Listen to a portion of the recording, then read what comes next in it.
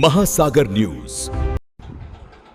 खरात प्रकरणामध्ये चाकणकरांनी खरातला 177 कॉल केले, तर चाकणकरांच्या बहिणींनी 236 कॉल केले, तर 17 कॉल हे मुख्यमंत्र्यांकडून आणि सगळ्यात जास्त संभाषण हे एकनाथ शिंदेंचं 21 मिनिटाच्या कॉलचं झालेलं आहे, अशी माहिती दमानी यांनी बाहेर काढली।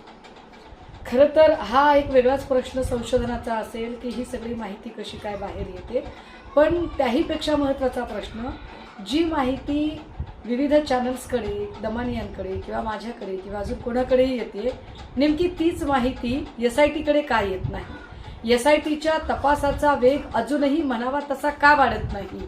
शिवनिका ट्रस्टच्या संचालकांच्या चौकशा अजूनही का सुरू झाल्या नाहीत? एवढे सगळे पुरावे समोर असतानाही रुपाली चाकणकर यांना अजूनही पोलीस ताब्यात का घेत नाहीत? तब्बल 3 दिवसानंतर, म्हणजे रुपाली चाकणकरांना समन्स बजावलं ही बातमी येऊन 3 दिवस झाल्यानंतर अचानक काल चाकणकर म्हणतात की मला कुठल्याही प्रकारचं समन्स आलेलं नाही। हे चाकणकर कोणत्या आधारावर म्हणतात? चाकणकर SITला खिचगिंतीत धरत नाहीत की चाकणकर हे सांगू पाहत आहेत की मी सगळं मॅनेज केलेलं आहे आणि मला कोणी हातही लावू शकत नाही? खरंच सरकारला हे प्रकरण लॉजिकल एंडला न्यायचं आहे का? कारण एवढे सगळे पुरावे समोर येत आहेत, कॉल रेकॉर्ड समोर येत आहेत, संपत्तीचे खुलासे समोर येत आहेत, मात्र अजूनही या सगळ्या लोकांची चौकशी होत नाहीये। फक्त खरातचे रकानेच्या रकाने भरून माहिती येते।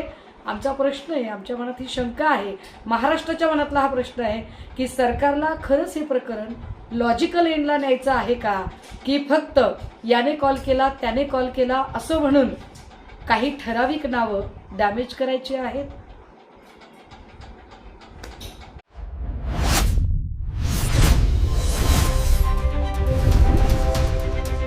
महासागर न्यूज।